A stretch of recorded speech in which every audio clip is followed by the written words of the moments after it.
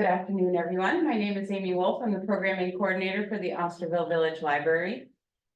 Thank you so much for joining us on this absolutely stunning Saturday, and to our friends on Zoom, thank you for being with us as well. Today, we are excited to have with us the Barnstable County Director of Emergency Preparedness, Chip Reilly. While to most, Cape Cod is paradise. However, paradise is not immune to extreme weather. The threat of hurricanes, flooding, winter weather, and hot weather are all hazards that Cape and Island residents face throughout the year, which is why the time to prepare for an emergency is now. So without further ado, here is Chip Reilly to walk us through emergency preparedness. Good afternoon. Thanks for coming out today. I appreciate it. It's better here than on the beach, right? So our friends were all on their way down for the season, and it's going to start to get busy out there. So I appreciate you taking the time today. So my name is Chip Reilly. As Amy said, I work for Barnstable County in the Department of the Public Health Department, or Department of Health and the Environment. And we have a division under that. It's called Emergency Preparedness. I'm the director. We have 4 or 5 people that work under us and are with us, and we do a lot of different things. The discipline I work in is called emergency management. And our function is to support communities across the Cape. We work with all the communities on the Cape, plus Nantucket, and sometimes some parts of Martha's Vineyard as they need help for whatever they need. Well, and our sort of expertise is wide in this field, but my favorite thing to do is to talk about emergency preparedness to folks like you to help demystify or make emergency preparedness a little less scary. And that's our goal today. We just want to, I've got some great resources here. So if you don't remember anything that I say today, that's okay. Don't feel like you have to take notes. Don't feel like you have to memorize anything. I'll give you some great stuff to take home with and help you work through. And again, try not to make it as scary as it can be, or overwhelming. Like, where do we start, right? It's always a hard question. Well, I'll help you. We'll get along. I like to start with what is emergency preparedness. The best definition that I could find is that it refers to the steps you can take to make sure you're safe before, during, or after an emergency or natural disaster. Now, I'll refer to them today as events. Typically, we'll talk about hurricanes, we'll talk about tornadoes, we'll talk about snowstorms. But we can really apply the lessons we learn here today and the things we talk about to any event that or activity that happens. We call it all hazards planning in our world. So the things we're going to learn today, you can apply them to a hurricane, you can apply them to a tornado, you can apply them to a winter storm, and we'll work through all that.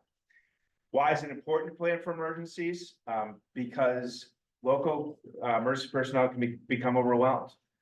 I'm from Sandwich. Sandwich on any given shift has 10 firefighters on duty and 4 police officers. It's a little alarming when you stop and think about it. You're like, wow, we're in a pretty big town. We're in Barnstable here, which is a little bit wider scale, and we're in the Calm Fire District. So they have 3 working fire stations, but probably about the same 10 firefighters on duty on a given shift. And they can very quickly be overwhelmed, right? So it doesn't take a lot. They start getting calls for service and they're running here to there.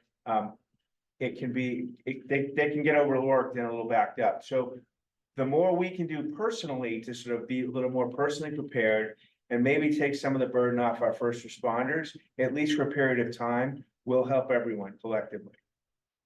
When we talk about emergencies, life, health, the environment at risk, and so it becomes prioritization. Life safety is always the first priority for any first responder or any government agency. But we're also worried about other things. The environment is very important to us, and there's a lot of things that lay into that. So we want folks to start thinking about planning. Anyone who has any kind of disability or major medical concerns or considerations wants to think about emergency planning. And we'll give you some tips and tricks on sort of how to think about that a little bit better and how to talk to your physicians. And then after big events or after situations, the things that we rely on may not be there anymore. If you're planning to evacuate or to go to a friend's house, a loved one's house, or somewhere else in a big storm, is to go up the road, take a ride at the big elm tree, the elm tree gets blown down, they cut it up and take it away, that visual reference isn't there anymore. So we'll talk about some things you can do to sort of prepare for that, plan for that a little bit better. And of course, we lose power all the time here on the Cape. 95% of power outages caused by tree damage, tree limb falling down across the wire, or taking out a telephone pole. So it's the all of our power lines are above ground here on the Cape. So it's a reality. We want people to sort of think some things through. And if you had to evacuate your home, where can you go? What could you do? And what's the best way to get there and do that? And again, we'll talk about all of these in a little more specifics. I like this one too, like what can you expect from the government? Everyone's like, well, the fire department will come and save us, or the town will come and save us, or come and help us. But there's just, or FEMA or MEMA or any of these big 4-letter agencies across the state and federal level. Well, the reality is, it takes time for that to happen.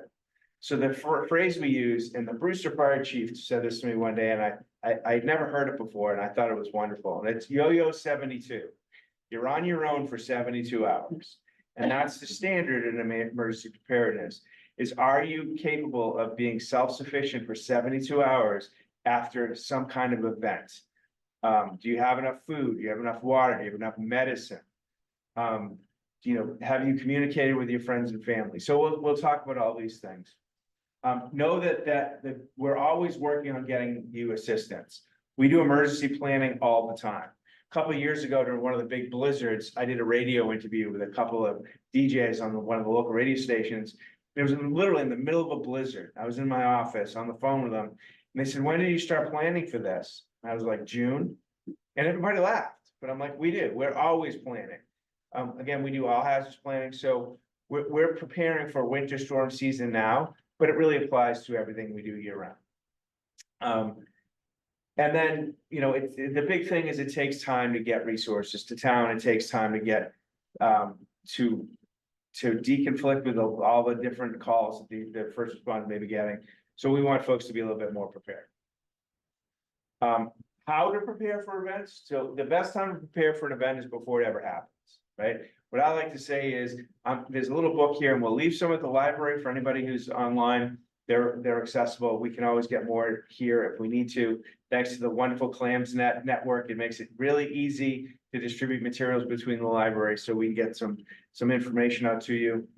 But what I say is, take our little book we're going to give you, sit down on the kitchen counter on a Sunday afternoon with a cup of tea, and just start working through some things. You don't want to wait until the blizzard's here. You don't want to wait till the hurricane's a day out. We want folks to start thinking about it now, do a little bit every day, do a little bit every week. And it just will help make everyone a little more comfortable in how they respond to things. We want folks to be proactive, not reactive. We want you to think about things earlier. If you're planning during a big hurricane, say there's a hurricane coming at the Cape, and we know it's going to be here in 3 days, and your plan is to evacuate and to go to a cousin's house in Worcester. Well, or a child's house in Worcester or somewhere off Cape. Go early. Don't wait till the day before the storm. Go as soon as you know there might be an impact. And hey, you know what? Your children or your grandchildren or get free babysitting for a couple of days. So we want people to go early, because especially in the summer months, we know a lot of people are gonna wait till the last minute, especially when the weather's nice and the storm's not coming for a couple of days. So we want people to think about things ahead of time. We want folks to get informed on the hazards that could affect us. We'll talk about some of those in a few minutes.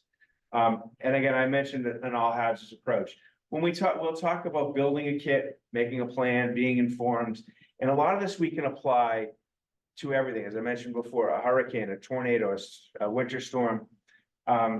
We don't need to do all these complex plans and procedures and can't have 47 kits to get by. A lot of the things apply the same way. The big part thing we like to encourage folks to do is to talk to friends, family, and neighbors. And don't be afraid to ask for help. We all really need to ask for more help. I had a neighbor of mine, who's a wonderful woman, Mrs. Kelly. She was super fun, a super great lady. My boys used to bring her newspaper up to the house every day. In the winter, they'd bring her mail up, drop it off, because she had a little slope driveway. And I was up one day dropping off her paper, And we were chatting for a minute. I said, "Oh, there's a big storm coming, Mrs. Kelly. What are you gonna do if the power goes out, you know, where are you gonna go? Which plan?" She was like, "Oh, I'm just gonna go to the shelter." And I was like, "Well, what about your kids, Mrs. Kelly? Your grandkids? Like, you have other options than a shelter. Like, shelters are not comfortable. It's an army cot, a wool blanket, and an inflatable pillow." And she was like, "Oh, I just don't want to be a burden on my family." And sure enough, 2 days later, the storm hit and off Mrs. Kelly went to the shelter. So we want folks to, and we understand that, and her family was just as upset as sort of I was with that. But she was an independent woman, lived alone. She was 96 years old, still drove, and just great person. But we have to learn to ask for help. We all need to do better. I'm terrible at it myself. And especially as we approach disaster situations, we need to work with each other a little bit more. And I'll touch upon this, I'm gonna get it into the end, be very careful about scammers. The scammers out there are very good at what they do. They're literally seasoned professionals that are using the latest technologies to sort of try to bilk us out of everything we are. And after the disaster situations where they really come in earnest. So be very careful about who you give money to, who you give personal information to, because people are really trying to get our stuff, and it's really horrible. We talked about, I mentioned a minute ago, knowing what kind of situations could impact us here. The types of local disasters that we face here on the Cape, of course, we're always worried about the big one. The big one is a major hurricane, category 3 or above, hitting Cape Cod in August or July or August, when we have all of our seasonal folks here. It's 95 degrees, the storm won't be here for a day and a half, and nobody wants to leave. So once the storm comes in, the impacts come in, they're either here or on the road. So that's our big fear. There are ways to work around that. We want folks to pay a little bit more attention to the weather. Hurricanes don't come out of the blue like tornadoes do. Usually they start off the African coast.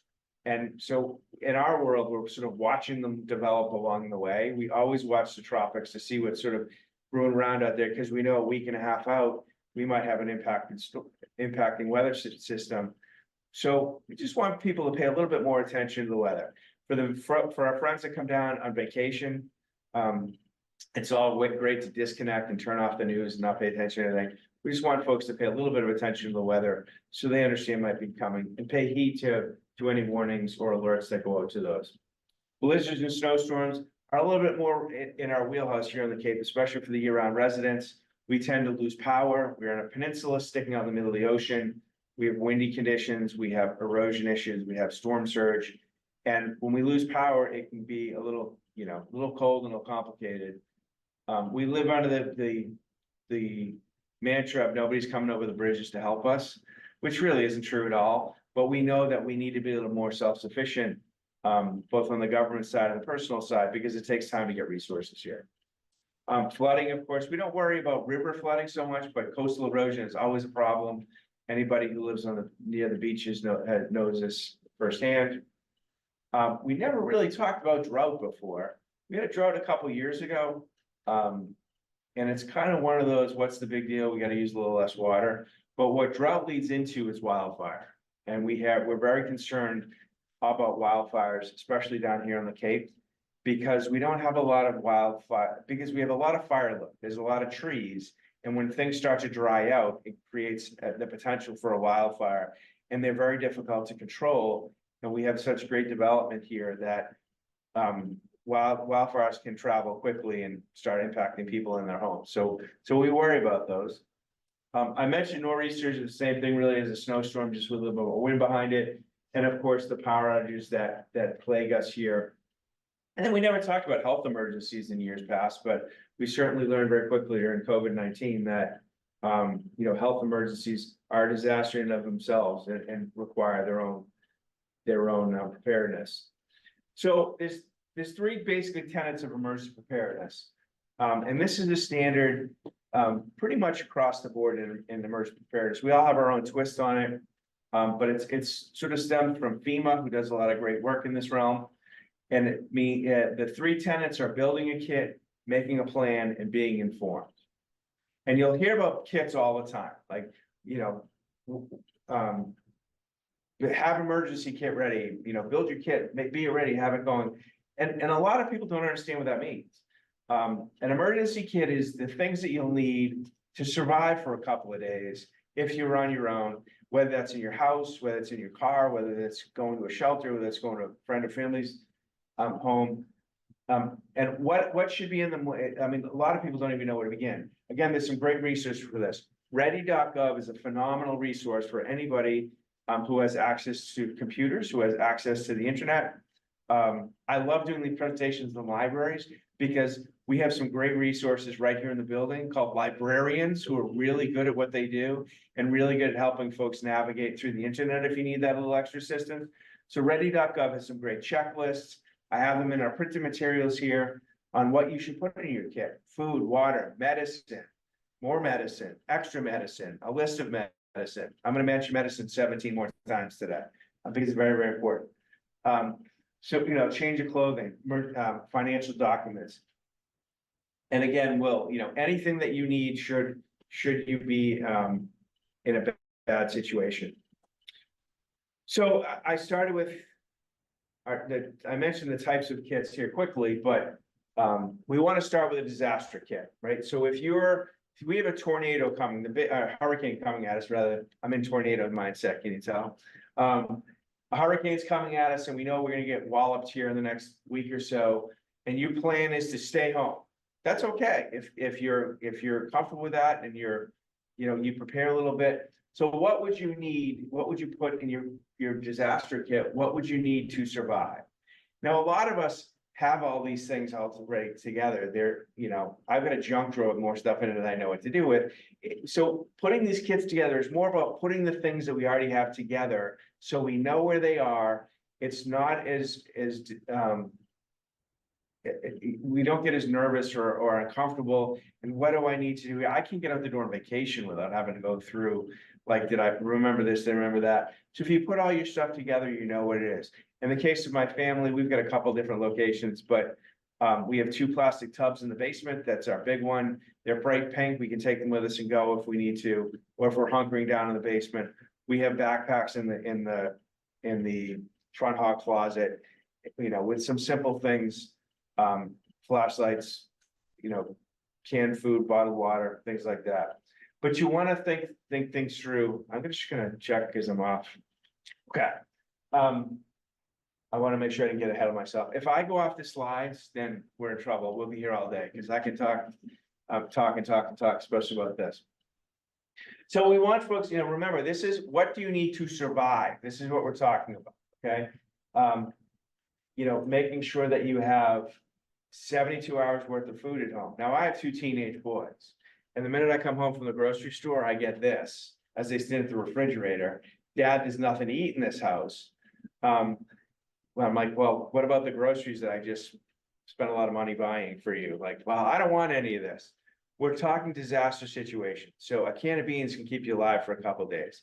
You may not like it. You may not like eating the same food over and over again, but it'll keep you alive for a couple of days until help can come, until, we can stabilize the situation. And I say we a lot, and I mean we collectively, between emergency management, first responders, communities, and all the partners that are engaged in that. Now, if you were going to leave your house and you were going to go to a shelter or a friend's house, again, what were some of the things that you would need for a few days to be comfortable and to survive? The first on your list should always be medication, right? Medication. During the superstorm Nemo, which is the last major, really super bad storm that hit Cape Cod, each regional shelter had over 100 people, and most of the people were over the age of 90, and almost all of them forgot their medication. So the answer to that was a firefighter and a police officer going up to folks and saying, give us your house keys and tell us where your medicine is kept. And they went door to door to pick up medicine in the middle of a blizzard because people needed their medication to get by. So we always want folks to bring their medicine with them if they're leaving. Even if you're leaving for a short period of time and think you're coming home before the event, that's where throwing a kit in the back of your car helps. And then a car kit. I mentioned a car kit. What would you need if your car broke down? Now, Mrs. Kelly used to have a shovel, And cause I made sure she did, a shovel and a blanket. And I was like, you should really have these things in your car, Mrs. Kelly. She's like, oh dear, I couldn't shovel anymore. And I was like, but you don't have to. I said, if you go off on a snowbank, if you're prepared to help yourself, like, you don't have to do the shoveling, but some, two young kids like my boys come by who are Boy Scouts and they, here's the shovel, boys, dig me out. Right? It's tools that other people can use to help you. It's about having, a warm blanket in the back of the car. My wife hates me because as soon as the leaves start to fall, I load up all the back of our cars and she'll be going somewhere and opens the back and it's like, there's a blanket, there's a shovel, there's kids' extra coats, there's, anything you need if you break down. Because tow trucks take time to get there. The last time I used a tow truck, it took 3.5 hours for them to come and get me. And I was on the side of Route 3, coming out of Boston. And fortunately, it wasn't cold up, but we just want to make sure we're comfortable, we can get by. A little bit of water, a little snack food. And also anything you do, you want to do for your pets. Pets are very important. We understand the significance of pets. So you should have a go kit for a disaster kit for your pets.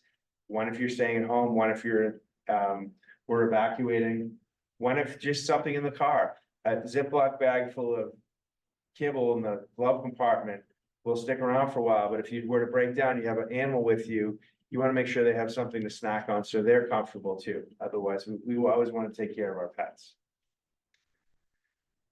When we talk about kits and you look at this big onerous list, I'm stumbling over my tongue today, I'm sorry. One thing I do like to warn people is you don't need to spend a lot of money on it. Now, there are all kinds of commercially available emergency kits out there. You could spend any amount of money you ever wanted to.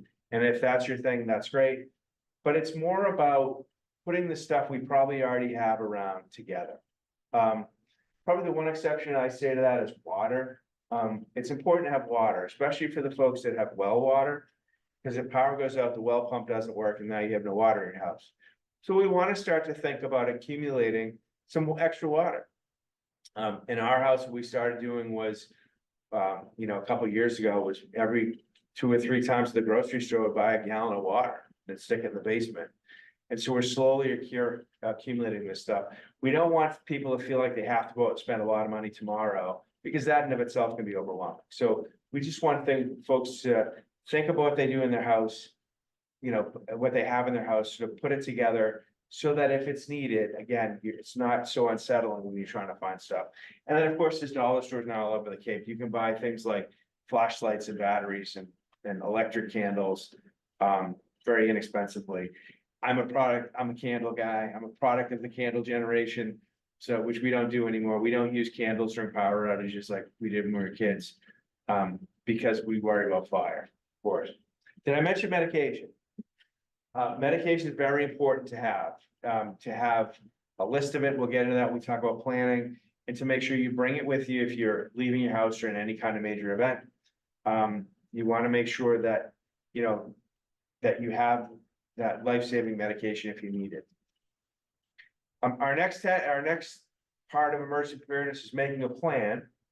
And there's really, again, there's different kinds of plans. I'll get to that in a minute. But I like this quote too: it's far better to have a plan that never gets used than to face uncertainty during an emergency.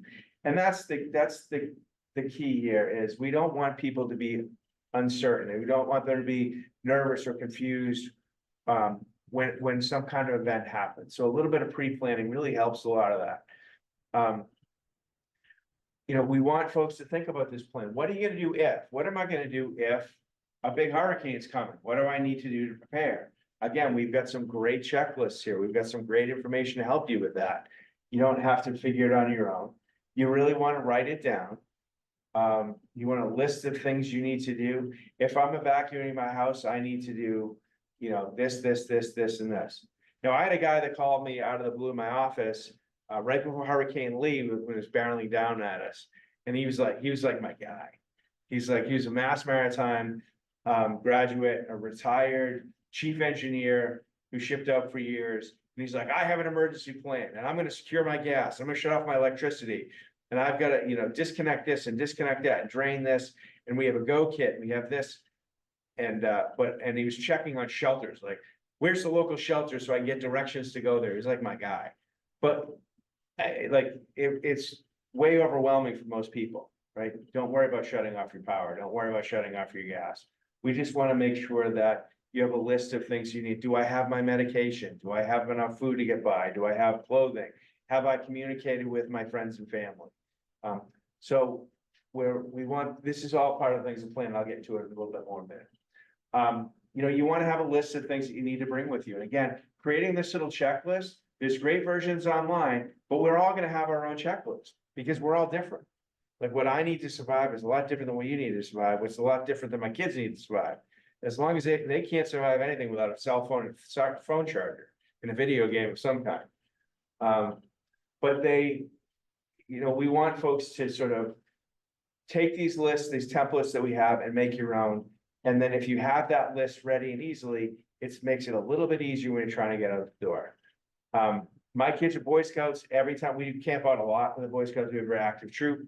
We just did the last 2 weekends out. And before we go anywhere, they make a list of all the things that they need to bring. And they go down their list as they pack their bags. So they know they've got everything. And we teach them that in scouting, and it's a great tool. We want folks to sort of apply that to emergency preparedness too. We want folks to ensure that in their plan, they have phone numbers, insurance documents, lists of medications. And I'm gonna get into communication in a minute, but there's a lot of things that should go in this plan. You want to take pictures if you're a property owner and there's a big storm coming, it might be coming, take pictures of your house or your car. It helps the insurance company. If you take a picture of your house standing today and you had to take a picture of your house gone tomorrow, it helps with the insurance claims. It's before and after photos that really help expedite the process. And then again, I mentioned this, everybody's plan is different. And I really like to touch upon, you're not a burden. Don't be, Mrs. Kelly, God love her, she passed away last year, but I think of her all the time. I talk about her in every one of these presentations I do. Oh, I don't want to be a burden, dear. I don't want to be a burden. Well, you're not a burden. We all need to learn to ask for help, right? We all need that, and for a variety of ways. I talked about plans a little bit. The basis of it, we're really, again, like kids, we want to have different kinds of plans. If you were evacuating your house and you were going somewhere else because the big one's coming, what would you need to bring with you? How would you get there? There's things that can make life a lot less unsettling. In our house, we have our emergency plan is to go to my mother's house. My mother lives in Concord. And if we had to evacuate the Cape, that's where we're gonna go, or my wife and my kids are gonna go if I have to go to work. We have printed directions on how to get from our house to my mother's house and home. Printed, they're folded up in an envelope in the glove compartment of all of our vehicles. So we never have to worry how to get there. These cell phones and these apps on phones are great until the phones don't work. Or until you drop your phone in a puddle and it breaks. So we don't have any uncertainty of how we get there. We all know how to do it. It's easy access if it's needed. What would we need to evacuate? Medication again is always first on the list. We want to know what medicine we have. We want to have a list of those medications. And we keep that in case we need it. If you were going to, what would you need if you're leaving your house, basically? And I'll say this, that if you're going to a shelter, it's perfectly okay to bring whatever makes you comfortable. It's okay if you're going to a shelter here in Cape Cod to bring a suitcase with you, to bring a pillow with you, if you like a certain blanket over you, then bring your blanket. We have a friend who likes really, really heavy blankets. We keep one just for her when she comes to visit. It's okay to bring those things with you to a shelter. You can bring everything you want. What I tell our volunteers when we do shelter training is if you like Oreos, bring Oreos. That's okay. We want you to be comfortable. We want you to bring your medicine. We want you to bring whatever you need to survive. It always helps everybody. I think I'm ahead of myself here. So I am.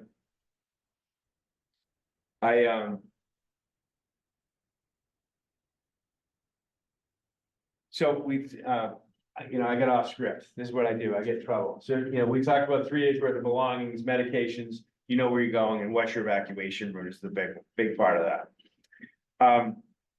A medical plan, having a medical plan is very, very important. Anyone with any major medical considerations, even minor medical considerations, wants to have a medical plan. You should talk to your provider I had an uncle who used to do dialysis.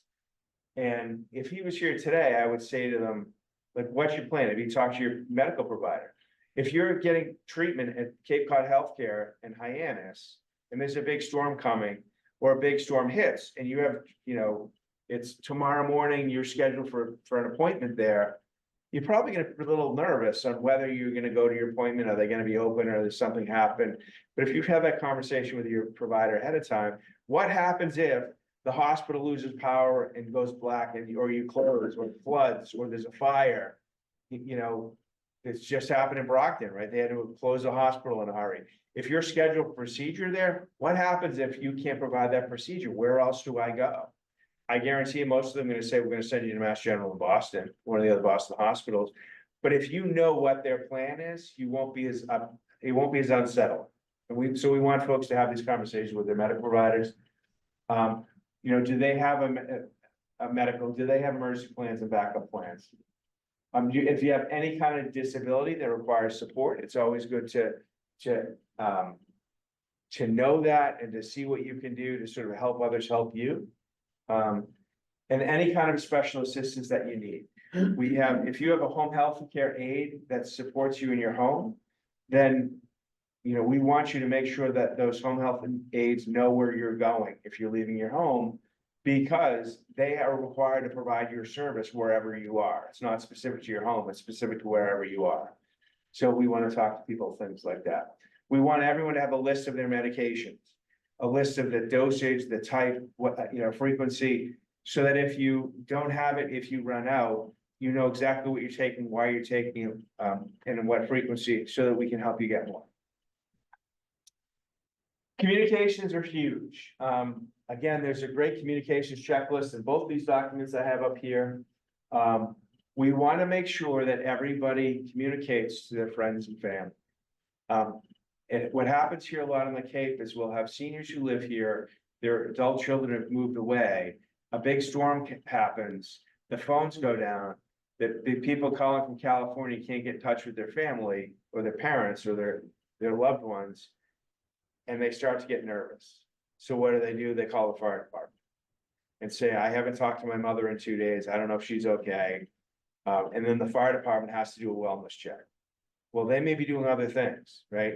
They're very good at what they do, but maybe they're busy doing other things. Now that's just tied up an ambulance or a fire crew to go and do a wellness check on somebody who's sitting on the couch, sitting on the couch reading a book. And it's fine, just no phone. So we want you to be talking to your friends ahead of time. Hey, I know there's a storm coming, I'm staying home, or I'm going to my friend's house, or I'm coming to visit you, or I'm gonna go to the shelter. If I can't call you, maybe I can email you, maybe I can, if you don't hear from me by Tuesday, then call the police. But you just want to talk to people, let them know what's happening before that. You want to write down your communications plan. Again, there's some great templates on ready.gov. You want to write everybody's phone number down. I'm horrible at it, but we do have the little black book that's in the junk drawer in the corner of the kitchen. We write everybody's phone number down and everybody's address, primarily so we can send them a Christmas card in the holiday season. But you want to take that with you. You want phone numbers written down. The younger generation is horrible, and I'm one of them to some degree, of knowing people's phone number. Like, I can tell you my kids' cell phone numbers. I have them written down in my briefcase and in a whole bunch of other places. But if you can't remember, then it creates problems. So we want people to write down. And you want to have a plan on how you're going to talk to your friends and family and how frequently that's going to be, especially during storm season for friends and family that don't live in this region. Through our communication plan, we have my brother-in-law, Brian, as our emergency contact. He lives in Syracuse. So he's nowhere near the impact area, right? Very rarely do we have two storms that are similar that happen like this. So my wife and I know if we can't get in touch with one another, we can call Brian and say, hey, this is my plan. I'm at work. I'm going to be here till tomorrow. I'm just trying to find out if Katie got the kids. And then Brian can say, oh yeah, she just called me. She tried to call you, couldn't get through. She's got the kids. They're on their way home. Everybody's good. Great. Okay, well, I'll get back to you. So there's an anchor point. There's somebody you can communicate with if you can't connect, if spotty cell phone or spotty phone service will help you navigate through that. So we want to think these things through. The last section we have is being informed. Being informed really comes down to knowing what's happening in your area, watching the weather, knowing what, communities are doing. What do you do after the fact? How do you get information after the fact if there's a big event? I'll start with emergency alerts and warnings. Every community on Cape Cod has an emergency alert system through the town. You go on the town's website, they'll say, sign up for email alerts, text message alerts, phone alerts here. You can opt into whatever interests you. I live in Sandwich. Sandwich has got a whole litany of them. I respond to all of them, so I get text messages all the time from the town. Hey, they're paving today. Hey, this is happening, that's happening. The water department's doing this or doing that. You have to sign up for those, and they will send you alerts on your whatever schedule you prefer. And every community does that. There's another version which is called the wireless emergency alert. I usually have my phone handy, I can hold it up. A wireless emergency alert is very different from the ones you get through the towns. It's called the WIA. If you get a wireless emergency alert, pay attention to them. It dings through your phone because it's very difficult to send them. Only the emergency management director can send a wireless emergency alert in a community. In the town of Barnstable, it's Chief or Acting Chief Chalice, the Barnstable Police Chief, is the emergency management director also. In every town, it's, with the exception of one, it's fire chief or police chief. The process is to call MEMA's dispatch center and say, we have an incident. We want everyone to evacuate from a quarter-mile radius around the Osterville Village Library because we have something happening. And they will drop a pin on this building, and every cell phone within that quarter-mile radius will automatically get pinged, and they'll say evacuate now this area for whatever reason, or whatever the emergency alert is. You can't opt out of it. It doesn't matter whether you live here or not. Every cell phone within that radius gets pinged. So it's hard to do. It has to be prescripted. There's a lot of things that go into it. We can do that at the county on behalf of the emergency managers too, but there's a process to that too. But so pay attention if you get a wireless emergency alert. And these are not the weather alerts that people program into them. These are the big ones. They will say wireless emergency alert. If you've ever gotten an Amber Alert, it's the same premise. Amber Alerts are the same thing. They go out, you can't stop them. You can never opt out of them. We want people to go to trusted government websites before, during, and after a storm. We don't want you to go on chipreilly.com and to get the local updates on what's happening in downtown Osterville. We want you to go to the town of Barnstable's website or the Barnstable County's website or the state agency's website. Because again, we're worried about scammers, right? So we want to make sure you're getting reliable information. Major media outlets are very good at doing that. The problem we have down here on the Cape is the TV stations tend to be in Boston or Rhode Island. So it's not always position specific. It's not always specific to our area. A lot of times they'll focus on things that are happening in Worcester or Gloucester or other parts of the state because they're looking at a wider demographic. So the communities are really good at use for that. The local access TV, we've got some wonderful local community TV stations down here who push out information too. And all the communications people all talk to each other.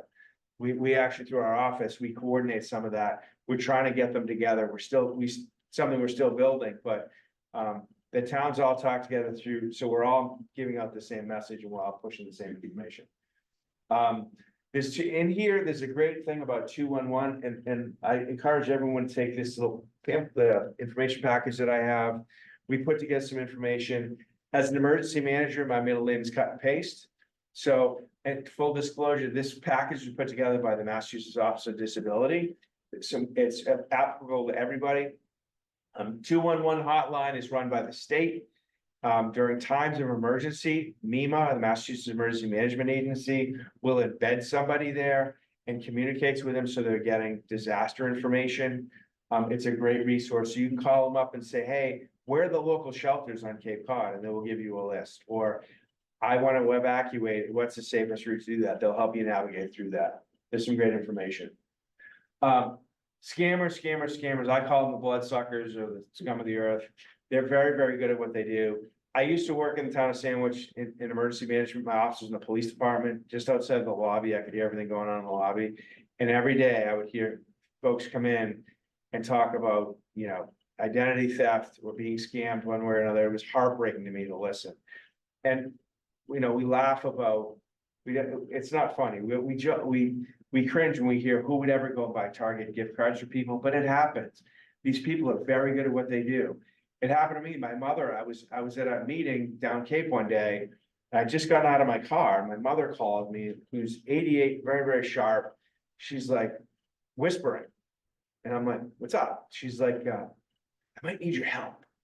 Because I just got a call from the Lexington Police Department. She lives in Concord. Lexington Police Department, and apparently there's a problem with my bank. And they're investigating somebody. And I was like, you didn't give them any personal information, right? She's like, no, they just wanted me to confirm that I had an account in that bank. I'm like, and then they're gonna come and talk to me again, or they're gonna call me again and talk to me about what I need to do. But I might need a lawyer because the bank, somebody was embezzling money in the bank did it. And I was like, you might need a lawyer. And the gentleman I was standing next to said, can I have your phone? And took my phone away from me and said, hi, Mrs. Reilly, my name is Chief Bohannon. It was the Eastham Police Chief I was sitting next to. She said, I'm friends with your son. I do a lot of work with him. You are getting scammed. She said, the police do not call you on the phone. If they may for smaller things, if there was a police matter that they were investigating, that they were dealing with, they knock on your door. They don't call you on the phone. They may call you on the phone and say, hey, this is what we're investigating. We want to talk to you. We're going to come and speak to you. But they don't get information like that over the phone. So when in doubt, just hang up on, right? And that if somebody calls you and says, I'm calling from the Barnstable Police Department and we're whatever. I can't even think of a good example. That I just got a security alert that the latest one is Customs and Border Protection are calling people because there's a drug shipment coming in and you're implicated in it. When in doubt, just hang up. What are they gonna do? Call you back? They're not gonna come and arrest you. If it's a police department, hang up and call the police department on business number. Barnstable Police has a business number. Call them up and say, hey, I just got a call from somebody claiming to be a police officer. Is this true? And if it is, they're gonna say, yep, it's Officer so-and-so. Hang on, I'll put you on the phone with them. Or no, we don't do that. Don't be afraid to hang up on people. If Eversource, they had one going around last winter. They were calling in the middle of winter saying they're from Eversource and that the electricity is being shut off in your home as of 3 o'clock this afternoon, unless you pay us your back due amount. And like Eversource can't legally shut off your power in the winter or your heat in the winter. It doesn't happen ever. But so just hang up on them and call the business number back of Eversource. Whoever's calling you, like back out of the conversation, find out the real number and call into them and say, hey, I just had somebody call me on this, so I want to find out what's going on. Right? What I tell my mother now is just lie to her. Hold on, my son's with the FBI. Let me conference call him in and see how fast it takes him to hang up, right? There's other ways to do it. Don't be afraid. Don't buy into the calls or the emails. If you ever notice, if you have an email account, a lot of stuff comes over on the weekends. Because that's when the scammers know people are home and don't have I did it myself. I walked into a phishing scandal on a Monday morning at 7 o'clock. I was walking into my office and I looked at my phone and it was, you gotta do this. And I went, hit that, click this. And then I sat down on my desk and something was being updated and I put in my super secret, top secret password. And I gave him everything. Within 5 minutes, IT's on the phone with me. You just set off every alarm we have at the county. Like, you need to change your password. We've locked you out. You need to change your password. And it was, I'm like, yeah, I thought it was like about my retirement thing. I don't know, like there's something. So they're very good at what they do. Be careful about it. So I like to bang this drum a little bit harder than I need to, but just be very, very, very careful because they're horrible people. Anyone who has any major medical considerations, we like to push this one. Eversource is the electrical provider here for the Cape. It's a little different on some of the islands, on one of the islands, but if you have a major medical concern, Eversource wants to know about it. So you have to call them. You can't do it over the internet. Their number is 1-800-592-2000. It's a special needs registry. And it's again, as somebody, I'm sure the other utilities do this also. It's confidential and it's only for emergencies. They're not giving this information to anybody. They're not selling it. Essentially, they want to know if you have a medical dependency that requires power, They want to know so they can sort of prioritize restoration. Eversource is very good about when the power goes out, figuring out how they're gonna restore the power. I don't know how they do it. It's pretty amazing to me. But and I will say this, if the power goes out in your house, call Eversource. Call this number. If you have the app, use the app. If you have the internet, use the internet. Notify them that your power is out. They want to know. It helps them. What it does is it starts a claim number, a ticket number. I forget the correct terminology, but basically it says 3195 Main Street has no power. And so it opens a ticket on that, and then it gets into their computer system and they figure out what other houses around it are. And sometimes it can help them identify where the power outage might be, where the tree came down, because this house has power and this house doesn't.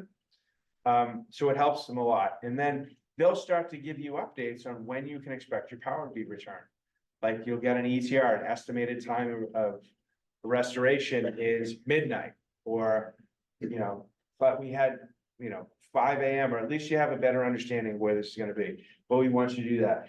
And, but for medical emergencies, they wanna know that if you're dependent, if you have an oxygen saturation machine that has battery backup, they'll talk about that. If you are doing home dialysis treatments, they really wanna know about you. If you have, if you've got any major system where you can't really have power out for very long, they really want to know about you. Or at that higher level, your physician has to get involved. But basically, if you have a concern, call it in and they'll work with you to make sure that you're they know where you are, they know what you need. And I'd say this to all the time, and people you're gonna laugh at me. If you have a neighbor who has medical consideration, you really want to make sure they get on the list, because they don't turn power on one house at a time. They do the whole street. So you benefit from that, the individual being on this registry also. So we, we want to help everybody. I touched on evacuation a little bit. Our magnificent blue signs we have here in the Cape, all the regulars laugh at them.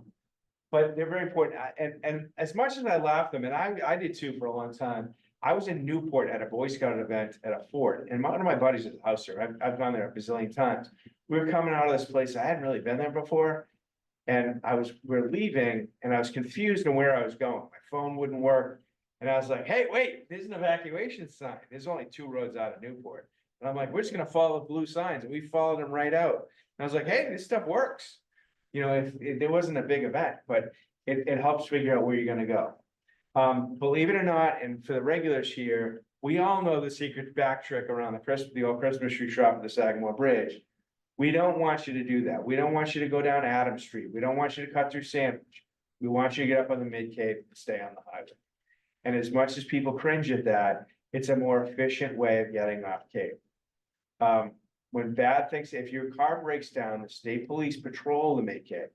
They have tow trucks under contract. These tow trucks have fuel in them, have air compressors in them. If you get a flat tire, they'll change your tire. They'll help you get moving. If you're in a back road in the middle of nowhere, nobody knows you're there and nobody's coming to help you. So we want you on the highways. Yes, it's gonna be traffic. Yes, it's gonna be stop and go. Yes, it's gonna take time. But it's a better place to go. We want, if you're coming out of a community, Amy lives in Centerville. She lives sort of down by the beach. And, we know that the beach road floods in these big storms, right? If you're know your neighborhood, if you know certain areas of your neighborhood flood, you want to make sure you have a couple different ways to get out. You want to make sure that you have fuel in your car. If you can carpool with somebody else, it's one less car on the road. And don't wait. The big message here is don't wait. If you're evacuating Cape Cod for the next hurricane that comes, go early. As soon as it's in the relative time frame, we want you to head out. Because the more people that go earlier, the less traffic there's gonna be, because we know the majority of folks are gonna wait till the last minute. Right? We, especially, the big storms in August, we know our friends are gonna be down here. Let them hang out the extra day at the beach, and we'll go in September when there's nobody here and it's just as beautiful. So we want folks to get going and move. I like to touch on sheltering. We have a regional shelter system here in Cape Cod. There are 6 regional emergency shelters. These are disaster shelters.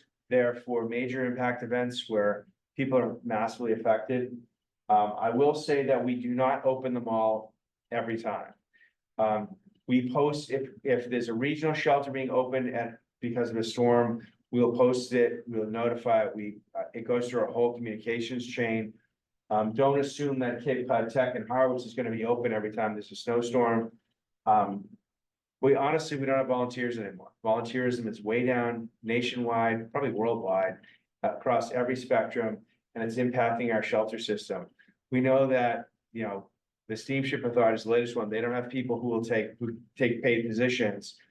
We ask people to come and staff a shelter in the middle of a blizzard for 2 days for free. So it's human nature. We're struggling with volunteers.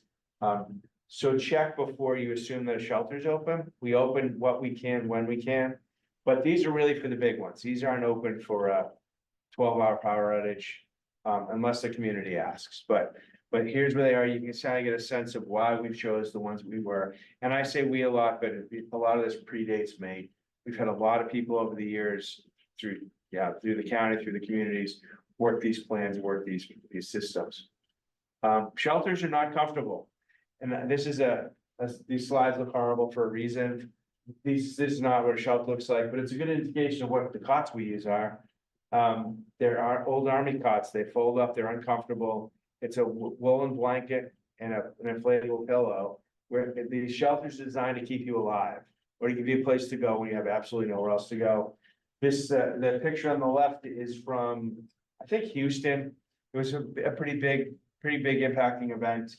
But the point is that they're not comfortable. So we really want folks to try to find other alternatives. Go stay at a friend's house, go to a relative's house. If you have that opportunity, we really want you to do it, because now there are folks, we know that there are folks that have no other options, and that's why we have emergency shelters. But just understand that they're not comfortable. What we say about the shelters on Cape Cod is they're lifeboats, not cruise ships.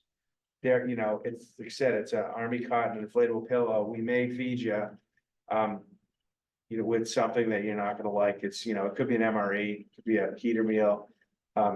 We do the best we can, but it's not an ideal situation. We do like to remind everyone that all of our regional shelters accept pets. It's a federal requirement, but we would do it anyway. We don't want people to stay home or stay in a vulnerable situation because they have pets. Like, if we don't co-locate, we don't cohabitate, we co-locate. So we have a pet area in all of our shelters.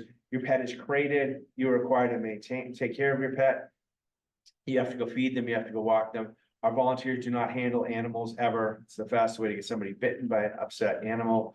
But we take basically anything you need. There are some requirements. They do have to have rabies, and they do have to have kennel cough vaccination. So again, we talk about planning. It's a good thing to have your pet's medical records too handy.